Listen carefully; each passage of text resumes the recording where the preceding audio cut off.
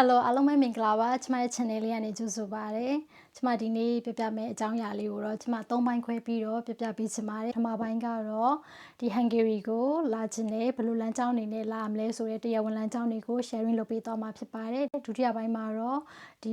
Hungary နိုင်ငံမှာလက်ရှိနေထိုင်နေတဲ့မြန်မာတွေရဲ့ဒီ visa အမျိုးအစားတွေကိုပြပြပေးသွားမှာဖြစ်ပါတယ်နောက်တတိယပိုင်းမှာတော့ long term plan အနေနဲ့စပြီးတော့ပြင်ဆင်တဲ့သူတွေဒီရောက်နေတဲ့သူတွေအနေနဲ့ long term plan အနေနဲ့ဘာတွေကိုတည်ထားတင်လဲဘာတွေကိုပြင်ဆင်ထားရမလဲဆိုတာကိုဒီ podcast လေးကိုနားထောင်ပြီးသွားလို့ရှိရင်ရရှိအတွက်အဆင်ပြေနိုင်မပြေနိုင်ကိုအကြံပြင်းသိသွားမှာဖြစ်ပါတယ်ဆိုတော့ဆက်လိုက်ကြမယ်နော်ကျမစီကိုတော်တော်များများလာမေးတဲ့မိခွန်းကတော့ Hungary ကိုလာခြင်းနဲ့ဘယ်လိုလမ်းကြောင်းတွေနဲ့လာရမလဲဆိုပြီးတော့ကျမစီကိုဒီ message မှာရောဒီ chat box မှာရောလာပြီးတော့မေးကြတယ်ပေါ့နော်ဆိုတော့အိမ်မိခွန်းတွေပါတခါရဲဒီမှာဖြည့်သွားချင်ပါတယ် Hungary ကိုလာဖို့အလွယ်ကူဆုံးလမ်းကြောင်းကတော့ဒီ student visa ပါဒီကျောင်းသား visa နဲ့လာတာကအလွယ်ကူဆုံးပဲအယူရှင်ဆုံး document တွေအများကြီးမရှုပ်ထွေးဘူးပြီးတော့တရားဝင်လမ်းကြောင်းကနေလာတာဖြစ်တဲ့အတွက်ဒီ student visa ကိုကျွန်မ recommend ပေးပါတယ်ဒုတိယတစ်ခုကတော့ employee visa ပါဒီ Hungary နိုင်ငံကနေပြီးတော့ဒီအလုပ်ရှင်ကနေဓာတ်ရိုက်အလုပ်ခေါ်တဲ့ဒီ employee type work visa မျိုးအစားဖြစ်ပါတယ်ဒီ2019ကနေပြီးတော့ဒီဒီ24ထိကိုမြန်မာတွေအလုပ်သမားတွေဒီ agency ကနေလာတယ်လို့ကျွန်မသိရပါတယ်2019ပထမဒီအတုံးမှာကောဒီနောက်ဆုံးရောက်လာတဲ့2024မှာရောက်လာတဲ့အဖွဲ့ကိုကျွန်မမိလိုက်တယ်ပေါ့နော်ဆိုတော့ဒီအဲ့နောက်ပိုင်းမှာတော့ဒီ work visa တွေမပေးတော့ပါဘူးမြန်မာကိုပဲလားဆိုတော့မြန်မာကိုပဲမဟုတ်ဘူးနိုင်ငံတော်တော်များများ work visa မပေးတော့ဘူးဒီ3နိုင်ငံပဲပေါ့နော်ဂျော်ဂျီယာအာမေးနီးယားဖိလစ်ပင်းပေါ့နော်စတဲ့ဒီ3နိုင်ငံကိုပဲ visa ပေးတော့တယ်ဘာဖြစ်လို့လဲအဲ့3နိုင်ငံပဲလဲဆိုတော့ဒီ3နိုင်ငံကသူတို့ contract ရှိရပေါ့နော်ဒီမှာအလုပ်ပြီးလို့ရှိရင်ပြန်มาမယ်ဆိုတဲ့ဒီ agreement ရှိတဲ့အတွက်ဒီ3နိုင်ငံကိုပဲ Hungary က work visa ချပေးပါတယ်မကြာမီမှာတော့ရွေးကောက်ပွဲရှိပါတယ်ဒီ election ပြီးလို့ရှိရင်တော့ဒီတချို့သော rule တွေကိုဖြေလျှော့ပေးမယ်လို့ကျွန်မမျှော်လင့်ပါတယ်ဆိုတော့ဒီ up to date လေးတွေကိုကျွန်မဆက်ပြီးတော့တင်ပေးပါမယ်နောက်တတိယမျိုးစားကလည်းဒီ employee type အမျိုးအစားဖြစ်တယ်ပေါ့နော်ဒီ EU လာစာနဲ့မှီရဲ့ပေါ့နော် higher education level သမားတွေဥပမာဒီ UN တို့လို့ဒီ WHO တို့လို့ဒီ multinational company တွေမှာဒီ level တစ်ခုနဲ့အလုပ်လုပ်နေတဲ့သူတွေကိုပေးတဲ့ visa အမျိုးအစားဖြစ်ပါတယ် EU လာစာလည်းရှိတဲ့ visa ဒီအမျိုးအစားဖြစ်တယ်ပေါ့နော်ကျမတို့မြန်မာတွေကလည်းအရင်တော်တယ်ပေါ့နော်ဒီ senior manager level နဲ့ဒီအလုပ်လုပ်နေတဲ့အမတွေလည်းရှိရပေါ့နော်ဆိုတော့အရင်တော်ကြနောက်ဆုံးတစ်ခုကတော့ family reunification visa နဲ့ apply လုပ်ပြီးတော့ဒီကိုရောက်လာတယ် Migo visa နဲ့ရောက်လာတယ်ဒီရောက်မှဒီတခြား visa တွေပြောင်းတယ်ပေါ့နော်ဆိုအလုံးသိချင်နေတဲ့ဒီဘယ်လိုလာလို့ရလဲဆိုလို့ရှိရင် student visa နဲ့လာလို့ရတယ်employment visa နဲ့လာလို့ရတယ် employment မှာဒီ higher level နဲ့လာလို့ရတာရှိတယ်ပြီးတော့ family reunification ဆိုတဲ့ဒီ Migo visa နဲ့ Hungary ကိုလာလို့ရပါတယ်ဒုတိယပိုင်းမှာတော့ဒီလက်ရှိ Hungary နိုင်ငံမှာနေထိုင်နေတဲ့မြန်မာတွေရဲ့ visa အမျိုးအစားကိုပြပြပေးစင်ပါတယ်ပထမတစ်ခုကတော့ဒီ student visa ပါကျောင်းသားရာခိုင်နှုန်းက80ရာခိုင်နှုန်း above မှာရှိရပေါ့နော်မြန်မာကျောင်းသားတွေတော်တော်များတယ် Hungary မှာနောက်ဒုတိယတစ်ခုကတော့ဒီ work visa ပေါ့ကျောင်းပြီးသွားလို့ဒီအလုပ်လုပ်နေတဲ့ဒီ employment visa နဲ့နေတဲ့သူတွေရှိတယ်နောက်တစ်ခုက EU blue card နဲ့နေတဲ့ကလေးတွေလည်းရှိတယ်အမတွေလည်းရှိရပေါ့နော်အဲ့ဒါနဲ့နေနောက်တတိယတစ်ခုကတော့ဒီ self employment လို့ခေါ်တဲ့ဒီကိုပိုင် business ကိုပိုင်စီးပွားရေးရှိတဲ့သူကိုပိုင် company တည်ထောင်ထားတဲ့သူတွေအနေနဲ့ self employment visa ရှောက်လို့ရပါတယ်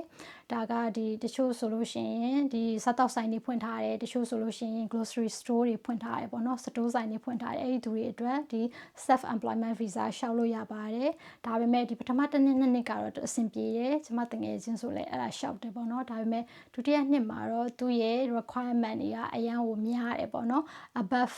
5 million ပေါ့နော် income ရှိမှာပြီးနှစ်စဉ်ဒီပေးရဲ့ test တွေခွန်ဆောင်ထားတာတွေပြရမယ်ပေါ့နော်တော်တော်များများကတော့ဒီတကယ်အကြီးစီးပွားရေးလုပ်တဲ့သူတွေဆိုတော့ဒါအဆင်ပြေရဲ့ဒါပေမဲ့အခုမှစလုပ်မဲ့ဒီ business တွေဆိုလို့ရှိရင်အဲ့ဒီ requirement တွေကြောင့်ဒီနှစ်ပြီးလို့ရှိရင်တော့ဒီ self employment visa တွေကအခက်ခဲရှိနိုင်ပါတယ်နောက်စတုတ္ထတစ်ခုကတော့ family reunification visa နဲ့နေကြတာများပါတယ်တချို့ကတော့ family reunification နဲ့ရောက်လာတယ်ပြီးတော့မှအလုပ်ရှာတယ် work visa နဲ့ပေါင်းပြီးတော့အလုပ်လုပ်ကြတယ်ပေါ့နော်အဲ့ visa နဲ့နေတာရှိနောက်ဆုံးတစ်ခုကတော့ citizenship ပါကျမတည်တဲ့ဒီ citizenship Hungary နိုင်ငံသားခံယူထားတာ2ယောက်ရှိတယ်ပေါ့နော်ဆိုတော့ဒီဂျားထဲမှာလည်းဒီ citizenship ကိုသွားဖို့ဂျားထဲကဒီအဆင့်တွေမှာလည်းရှိနေတယ်မြန်မာတွေလည်းရှိတယ် တချို့ကတော့ဒီ protection visa ကင်ထားကြတယ်တချို့ကတော့ refugee status ကင်ထားကြတယ်ပေါ့နော်စသဖြင့်ဒီတနည်းမဟုတ်တနည်းနဲ့တော့ဒီ citizenship ကိုတွားမဲ့သူတွေဖြစ်တယ်ပေါ့နော်ဆိုတော့ဒီ